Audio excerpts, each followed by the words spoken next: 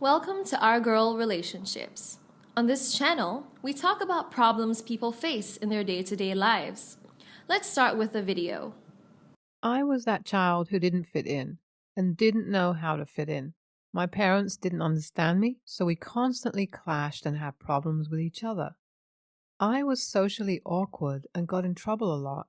I also didn't like people, and it was weird. I knew that I needed help, but I didn't know how to get help that I needed. My parents didn't understand what was going on with me because they didn't understand me. I was seen as the evil child who always got in trouble. My sister didn't make life easier for me. Anyway, because she didn't like me. We were not close at all, and somehow, half of the time, I got in trouble because of her. She made me do her dirty work and set me up just for fun, and she would laugh at me with her friends. This made me dislike people even more, and I preferred my personal space more than anything. I grew up like that, so I tried to stay out of trouble in my teenage years. I didn't really have friends. I would just go to school, come back, and do my own thing. I loved music, so it was my companion. As for my sister, she never changed. She found ways to get me into trouble for things I knew nothing about. It was always a joke to her, and it made her laugh. It got so bad that she and her friends set me up. They found drugs in my bag, and high schoolers had no business having such with them. She was the only person I left my bag with that day, so I knew it had to be her. I got suspended from school, and my parents were summoned. When we got home, they were furious with me, and they said so many things that they shouldn't have said to a child. Things that could literally damage a teenager's self-esteem and make them become dysfunctional adults. My sister suggested letting me fend for myself since I didn't appreciate my parents. My mom and dad thought that it was a good idea for them to throw me out of the house. I wasn't the smartest in my class. In fact, the only thing I knew how to do very well was music. So I used my music to take care of myself. I used to go in DJ at parties and do gigs to keep myself going. The pay was also decent. Because of what my parents and sister did to me, I decided I would change my life. But I knew I needed help. I met a group of people who I told about where I was coming from and all that had happened to me, and they helped me get therapy. I learned to interact with people without being irritable. Essentially, I got better as the years passed, and I was doing pretty well for myself. All that my family did to me seemed like a very distant past thing, and it didn't hurt as much anymore. I always felt like a vacuum in my heart for my family, though I don't like to acknowledge it. I wanted to feel loved, but it didn't matter anymore as time went on. My family was only a vehicle to bring me to the world. I tried not to resent them because I didn't want to go back where I was coming from before. I have had enough therapy to last me a lifetime. My therapist helped me realize that they were not worth my pain, so I shouldn't give them such power. I went to my local grocery store to pick up some things for the house, and I met my sister. I've been dreading this day for years. I hoped that I would never get to see my parents or my sister ever again. I guess I wasn't that lucky because my sister was right in front of me. I was not prepared for it. I so much wanted to inflict some injury on her perfectly sculpted face. My inhibitions were strong enough to help me to calm down on the outside. She behaved like she did nothing wrong and never acknowledged what she did to me. She said hi and asked how everything was going for me and that she wanted to keep in touch so we could actually try to be sisters. That was funny to me because she was the one who mistreated me. She was the reason why my parents threw me out of the house. I smiled in affirmation of her statements and gave her my card. She was surprised I had a business card. I know this because she made a statement about me now being fancy and how she never expected that from me. She probably thought that I would end up as a nobody. I was sorry to burst her bubble. She gave me her phone number and we parted ways. That evening, I got a phone call from a number that I didn't have saved on my phone. I thought it had to be my sister. I noticed that it wasn't her when I answered, but the voice sounded familiar. It was my mom. She said it was nice hearing my voice, and she wanted to check up on me to know how I was doing. Well, she was 9 years late. She said that she missed me. I almost laughed out loud, but I decided to keep my cool. She asked to see me, and I thought I could do that for her because I wanted my family to know that I had become something. I wasn't all those horrible things they thought I was. I met with my parents 2 days later and we chatted, but everything was superficial and so awkward. I didn't mention that they threw me out and that they didn't bring it up either. So I thought since we were playing the game of who could forget longer, I was going to win. So I behaved like everything was good just to see how far we could get it. The only time I got annoyed and almost lost my cool was when my sister kept trying to act all friendly with me, like she and I had been great friends, and we just lost touch for a little bit. I was tempted to tell her to keep her distance because we were not friends. I didn't consider her my sister, but I remembered what my therapist told me. Hence, I decided to let it be until everybody was ready to speak up. My mom made one of her favorite dishes, and we all had a lovely time. They wanted to know what I did, and I told them that I was a real estate agent. They were really impressed with what I had achieved. My sister mentioned how she was having issues paying her rent at her current place, and her landlord wanted to evict her. She asked me if I knew of any cheaper places, but I didn't. I asked her about the house and her agreement with the landlord. It so happened that the landlord was a close friend of mine. I told her that I knew the landlord, but didn't tell her to what extent. She was thrilled that she didn't have to move out anymore because I would put in a good word for her to give her enough time to pay her rent. She assumed that I would, and I didn't dispute it. The next day, she followed up on me and asked me if I had spoken to the landlord and what the outcome was, so I promised her that I would. You can call me evil, but instead of helping her keep her apartment, I made sure that she left. Her landlord wasn't planning on evicting her because she was one of his most compliant tenants, and this was her first time being late. I got him to change his mind about still having her in his house. I also ensured that she didn't get any consideration and had the shortest time to leave. It felt so good doing that because it reminded me of what she did to me. She was the primary reason my parents threw me out of the house. First of all, she never told them that it was her drugs in my bag. And then she made it seem like she was a good child and I was the horrible child. It felt nice making her homeless as well. At least she had our parents' house to move back into. I wasn't going to help her because she had not talked about all she did to me. There was no apology, and she made it seem like she didn't remember it at all. I called her and told her that I wasn't successful, and in fact, the landlord was annoyed at her now because she made someone else interfere with their business. I told her that the landlord and I had a formal relationship, so we weren't exactly friends, which was a lie, of course. I apologized for not being able to help, even though I wished I could.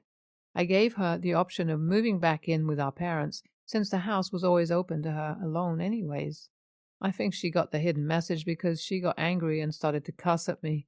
She wondered what kind of sister I was. She was happy that she made our parents throw me out because I turned out to be exactly what she thought, useless.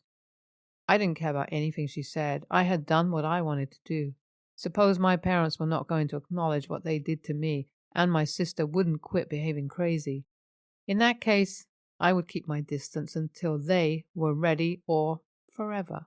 After leaving him a text about how I felt about everything, I stopped answering their calls and told them not to contact me again. YTA, you should have just told her you didn't want to help instead of making her think that you would then actually make things even worse. What you did doesn't make you any different from her. Both of you are the same. You can think about all the bad things she did to you, but you behaved the same at the slightest chance. So you are not a better person. NTA serves your sister right. Next story. I have not been in contact with my family for years. I cut them off when I was pregnant with my third, but our relationship has been rocky since I was like 20. The main reason is the way they treated my kids. I can handle when it's about me, but not when it comes to my babies. They're all under 10 right now, too. Anyways, I'm pregnant again, and well, it's another boy. He's my fourth, and probably my last, laugh out loud. And wasn't planned at all, but he's almost here, so yeah.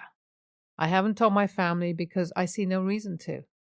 They're just going to ridicule me for having another boy, or they're going to accuse me of stealing another kid because a doctor once told me I'm infertile.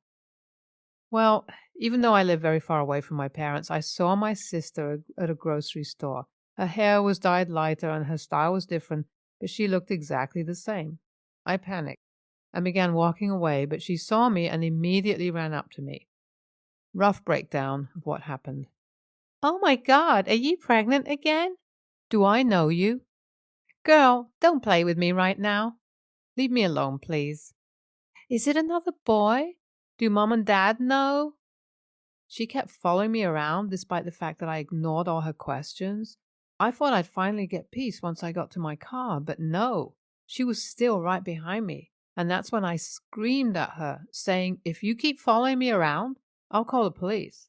I called her a creep as well. A woman came up to us and asked me if I was okay and needed help. And at this point, my sister stormed off after calling me a bitch. I thanked the lady and went on with my day. Well, not even an hour later, I got a DM on Instagram from my sister calling me a bitch and an a-hole for embarrassing and humiliating her. She said that she was really happy to see me after years and didn't mean any harm. I asked her if Mom knows about my pregnancy, and she said she told her. And I was like, well, that's exactly why I don't want to talk to you. I blocked her, but IDK, I felt bad. Like, I don't think I'm the AH necessarily, but my friends say I'm being really harsh and I should apologize because acting like she was a creep was childish and immature. My sister probably still thinks I'm the AH because a mutual friend said she made a post about me on Instagram, and more people think I'm in the wrong, apparently. AITA? I'm almost 33 weeks pregnant, by the way. The final straw was when my parents offered to babysit my eldest too, while me and my husband were dealing with an emergency, only to find out that they made some 14-year-old girl we have never met before take care of them while they left to go to a party. My sister, this one, also used to make my kids cry because she thought it was funny. Hopefully, this gives more perspective. Also, I know saying, "Do I know you?" wasn't going to work, but I thought she'd get the hint. I was also panicking and not thinking straight, but I understand that it's childish, and I'm not denying it. NTA, you're not required to keep in contact with people that treat you crappy. She should have taken the hint that you didn't want anything to do with her when you acted like you didn't know her, instead of following you around and to your damn car. It's creepy to follow someone to their car trying to get them to talk to you. Whether you know them or not is irrelevant. You don't do that shit. She had no right to share your pregnancy. There's a reason they didn't know. Just like there's a reason you don't have contact with them. Block them all and tell them to piss off if you see them again. NTA, you went full no contact from your family years ago. She kept bothering you after you said to leave you alone. She was acting like a creep. The fact that she later insulted you on DMs furthers her lack of respecting your boundaries. Your friends are wrong because her behavior was creepy. That woman probably approached you in the parking lot because she noticed your sister's behavior. Following someone around and continuously asking questions despite them saying to leave them alone is creepy behavior. Next story. My daughter is turning 9 next week. On Friday, I told her to give invitations to her friends in class to the birthday party we're holding for her. She is very excited by this, as this is a new school after I left her father, who was abusive towards me, and we moved away 7 months ago. She'd never had a proper birthday party because of our home situation, so I was eager to give her one now. When I picked her up, her teacher asked for a moment to speak to me. I thought something was wrong, but when we spoke, she told me that my daughter had only invited 3 of her classmates to her birthday party. I will be honest, I was confused and said, yeah, I figured it'd be 3 as I know who her friends are, and asked what the issue was. The teacher was a bit thrown off that I knew about this and told me it was unfair on the other students to see invitations to a party given out and be excluded. She told me I should ensure that all the children are invited to the party so my daughter learns to treat people fairly and equally. My daughter's class has 26 students, including her. There is a big difference between inviting her 3 best friends and inviting her entire class, and I won't lie, I laughed a bit at this and told her that wasn't happening, and it was really inappropriate of her to even ask this, as it wasn't a party on school premises, but in my own home.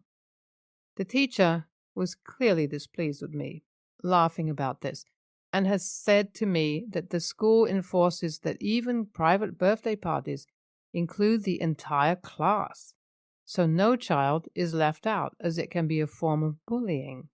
I was getting annoyed at this. It's the first time I've heard of such a thing, and I told her that my daughter hadn't invited a huge group singling out some people to bully, but just her 3 friends in class. I then told her if there was nothing else, I had to get home, and I left. Now, I've had time to think about this. I admit I'm feeling guilty. I want my daughter to have the perfect birthday party with just her friends, but I've never thrown a proper child's birthday party before. Is this really a thing I should have considered? I thought it fully appropriate for it to just be her friends. Why should I invite a huge group of kids she didn't personally want there? Am I the a-hole in this scenario? I don't know why, but it's funny to me that no one wants to teach children that you're not always invited to-ish. We teach kids that everyone should be included until around age 10. Then suddenly, not everyone is included. Some kids don't get chosen to be on the team. Some kids don't get chosen to go to college. Some people don't get chosen for the job. This bait and switch kind of messes with people's heads. I'd always thought that it was more of an unwritten rule and more of social etiquette to pass out invites outside of school if not everyone is invited. I found out just this year when I read my 6-year-old nephew's school handbook, and it clearly states that the entire class, including the teacher, must be invited if the invitations are given at school during school hours. NaH. You didn't know the rules at the time, and now you know. You won't make this mistake again. Since it sounds like you are not in a position to include the whole class, perhaps talk to your daughter's teacher about bringing in a treat for the class on her birthday.